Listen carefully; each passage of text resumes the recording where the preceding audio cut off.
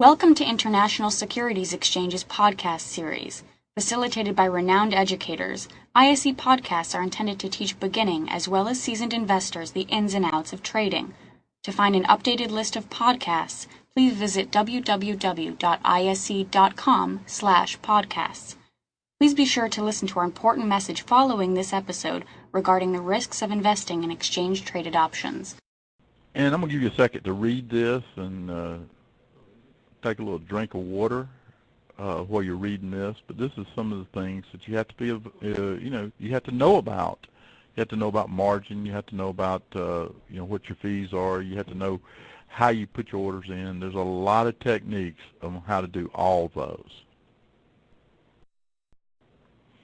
And of course, anybody that's ever been to DTI knows we always come out with risk first because we want you to understand risk. You're not going to win on every trade, but you got to plan for when you do lose. I see a lot of people, they just can't take losses, and losses are part of this game. We have a corner at DTI we call Lessons Learned. We do that every week. Any of our losing trades we go over and we review, and hopefully out of those losses we learn from them.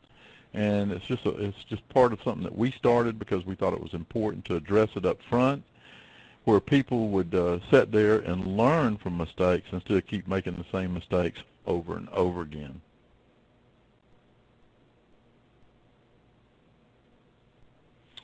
There's a picture of me, and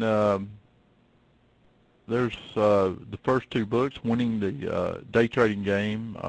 She's right, it is a bestseller. It's everybody tells me it's one of the best trading books they've ever had. The way I did it, I don't know if any of you's ever had a book that you pick up and you read about 5 pages of and you just puts you to sleep. Well, what I did with this book, I just started going through my life as a trader and all the lessons I learned along the way, from the first stock I bought, the first stock that I bought that went bankrupt, from the stock that I bought that went bankrupt that became wallpaper, and I go through all those stories and there's lessons there. The second book is The Markets Never Sleep. I think one of the key books, and we call it a concept book, because you must learn this concept to be successful, because all markets are connected. The last book just recently released is Trade to Win. They're all published by Wiley, and I don't know if you know who Wiley is, but Wiley is one of the most recognized publishers in this trading world out there. I've been fortunate enough to have them publish my books. Trade to Win is a book that deals with, it's sort of a how-to trade to win. It's about attitude, it's about how you approach the markets, and it's about how when you fall off the horse, you're going to get back on the horse.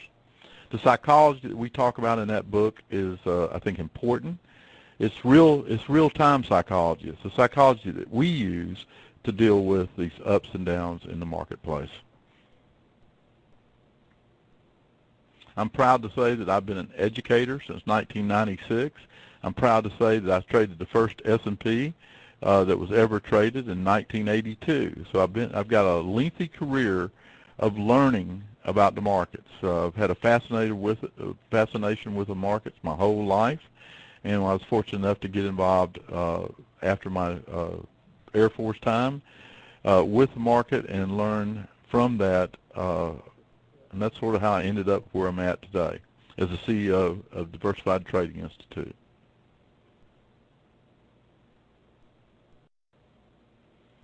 Let's talk a little bit about ISE. What is ISE? And, it's an exchange, electronic. It's accessible through most of your option brokers. They're exchange-listed securities, means they're freely traded and they're liquid.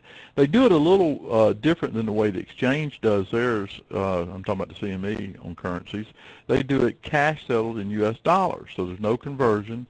And they use some of the best of all parts of the world using the European-style exercise.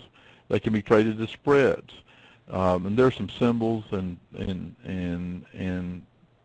sort of give you the way that you would look up these different quotes. Notice that you got the standard currencies: the Australian dollar, the British pound, the Canadian dollar, the euro, the Swiss franc, and the Japanese yen.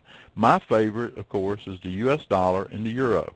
I think if you just focused on that area, and became an expert in that particular area, you would have enough and have your hands full. I know that that when I trade the U.S. dollar or I trade the euro, I'm always thinking about which one's stronger, which one's weaker, and which way to be long or short.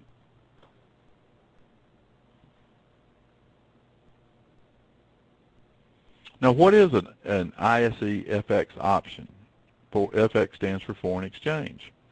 They provide you with exposure to rate movements in the global foreign currency market. And, you think, well, how volatile is it? Well, it's very volatile, and so you have to learn how these markets work together. If somebody in one country says something, it has an effect in somebody in another company. I like the fact they're exchange listed. What that means is they're freely tradable and marginable, and you're able to see the prices. There's no hidden hidden value from bid to ask. And a lot of people get caught up going back to the days when we used to do the NASDAQ trade and the NASDAQ bandits, they called it. I think that you'll find FX options are very liquid and good to trade, and we do that. I would encourage you, after this presentation, you ought to go to www.ise.com. They got a great set of videos on there if you want to know more. If you want to know more about these particular options and know how to use these options, they've got some easy, simplistic ways to get the points home.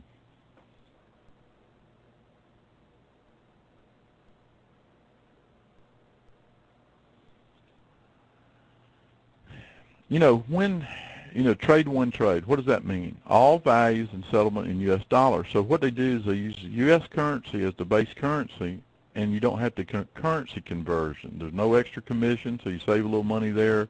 And once you get used to it, this way of trading currencies, it becomes simple. I know for an old trader like me, I get it turned around in my head because I've always traded it the other way. But if you're just starting out, or you want to just be in U.S. currency, currency conversion, this is a good way to do it. It's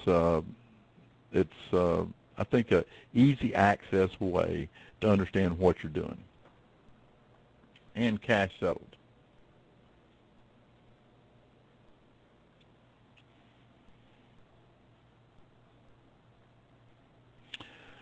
Okay, I know there's a lot of opinions about the U.S. dollar. I've got one, and it's very interesting. If you've been watching the U.S. dollar, it's had quite a lot of movement over the past, 4 to 6 months. And, the question is, with what the U.S. government is doing, what effect is that going to have, not only in the short term, but in the long term, on their fundamental policies of, using the U.S. dollar? I know that if you think about it, and just think about the fundamentals that go into that, they're printing a lot of money right now. I know if people have read that and read the fact and heard about these stimulus packages and the different things that are coming out of Washington, D.C., and at some point they will be very inflationary. And what will that do to the U.S. dollar?